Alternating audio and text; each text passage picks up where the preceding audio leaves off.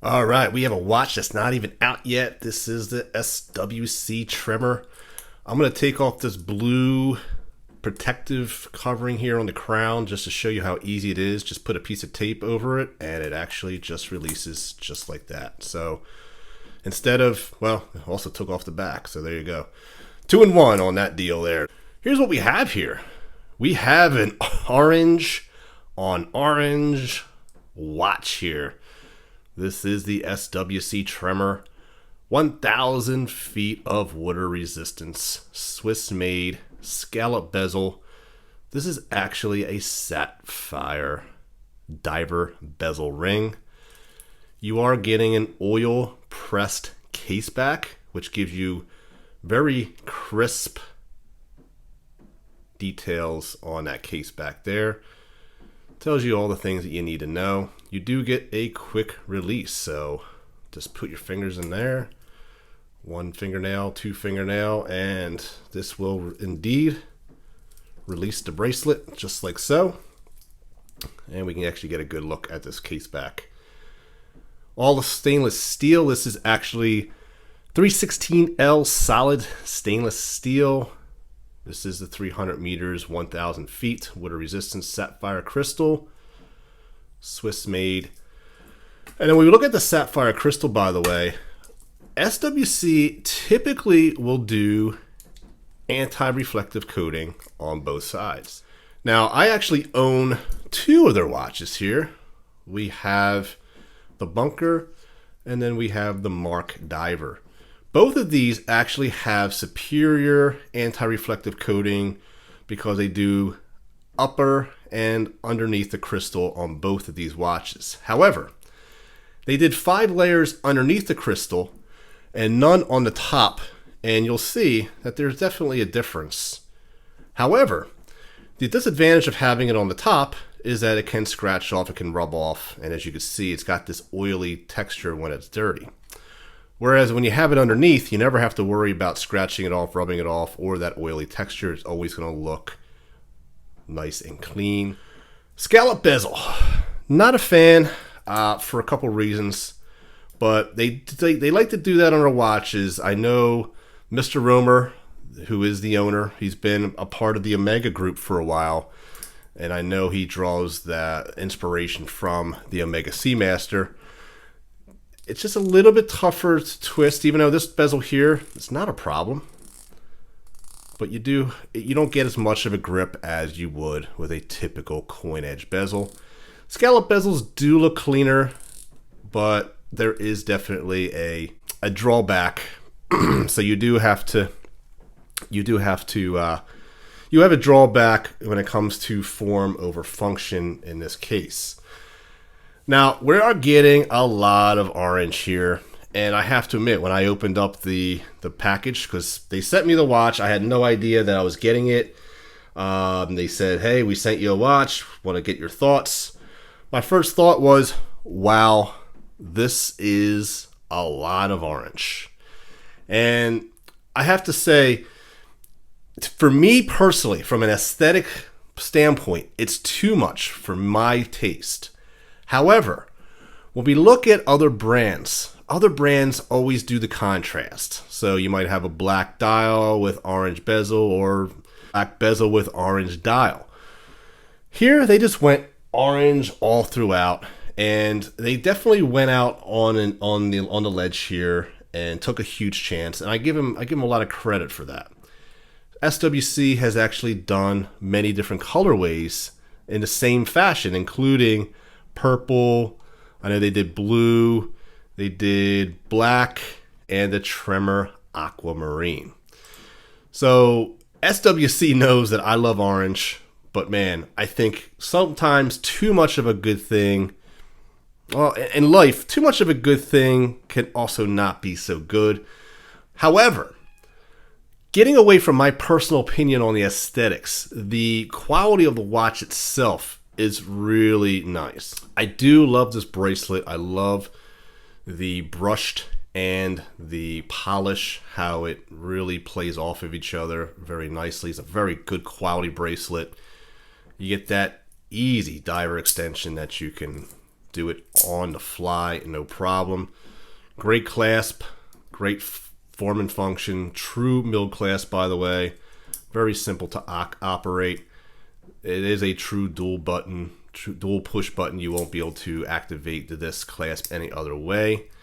And you do get screw links, by the way, which is actually a very good upgrade, along with that quick release, another huge upgrade. Another way that SWC has stepped outside the box, and this is the only company that I've ever seen do this, an exclusive, which is the way they are doing the LUME, okay? The LUME here is absolutely insane. Now, they're using Swiss SUPER-LUMINOVA. So the LUME is actually still in its powder form, as opposed to forming it in a paste and then applying it, right? So I'm going to show you a graphic of how this is actually done. They actually put it into like this capsule. So each indice here is a capsule covered with glass, and this is all in powder form. That's absolutely insane. And the reason why they're doing this is because in the powder form is where you get the most luminescence. So this is absolutely, I haven't heard this before with any other company. This is definitely an exclusive, and comment down below if this is something that you've seen before, but this is absolutely proprietary in my opinion, and something that I find fascinating. Now, when we take a look at the dial itself, we do get a sun ray dial, but we do get kind of like that brush look around the indice ring here. Very nice. And then you get the tremor symbol right there at the top. You get SWC, the typical branding there. Tremor is right there on this toward the 6 o'clock with the 300 meters and 1,000 feet of water resistance. Screw down crown, prominent crown, crown protector, by the way. All right, and there's that date right there. Now the date is actually color matched, and you do get the white contrast there. It does click right over right around the 12 o'clock mark, and you get that quality clicking sound when you do the date function. Winding this is very satisfying indeed. All right, so SWC is known for utilizing their SW200 Swiss-made automatic movement. This is going to beat at 28,800 beats per hour.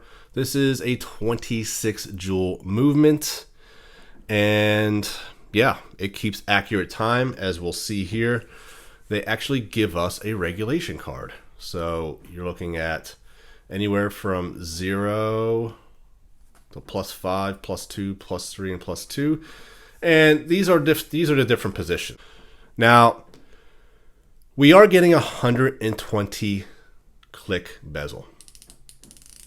And it is very solid. There is no back play with this bezel, which is really nice. Now, as you can see on the bezel itself, it's a sapphire crystal. I would have personally liked to see maybe some more dimension to the numbers as opposed to it being silver. Even if maybe it was black, something that would really stand out, because I feel like the whole watch gets washed out in certain lights. Not enough contrast in my opinion, but again, this is more of an aesthetic opinion than it is in regards to the quality of this watch in as a whole. We get a lot of great brushing here on the sides, awesome angles. Okay, really, it's a beautiful piece. Now, dimension wise, we're getting a 42 millimeter case. We're getting a 22 millimeter lug width, which is great. This is definitely a strap monster for sure. Case thickness, we're looking at 13.3 millimeters. Lug to lug, 47.8, which is going to wear very well on a lot of wrists. 195 grams in weight. Try this on. I have a 7-inch wrist to show you that it fits very well for a 42 millimeter. And that lug to lug is really what counts. And as you can see, the watch fits very closely to the wrist. So you don't get a lot of gapping here. And as you can see, even with the bracelet itself lays very, very nicely. Okay, not a lot of protrusion. All right, so all in all, you're looking at a really, really nice looking watch. Very well built. You're going to get all the specs that you get from a watch that's $1,000 plus in a watch that's going to cost you under $1,000. Now, these are actually going to go on sale in February the 10th, looks like. So a day after Average Joe's birthday, this watch will be on sale on their website. Definitely check out the countdown timer. It is a countdown right now as we speak. They actually have a countdown now, so definitely check out their website. I'm going to put that below. From what I understand, these are going to run anywhere from $650 to $700. I am very curious to hear what you have to say. As you guys know, I am a huge fan of SWC and their watches. They typically play it safe, and I think this time they definitely stepped out of their comfort zone, and I salute them for it. That's all I have today, guys. Thank you so much for joining me, and I'll see you guys next time on Average Joe Watch Reviews. God bless, my friends.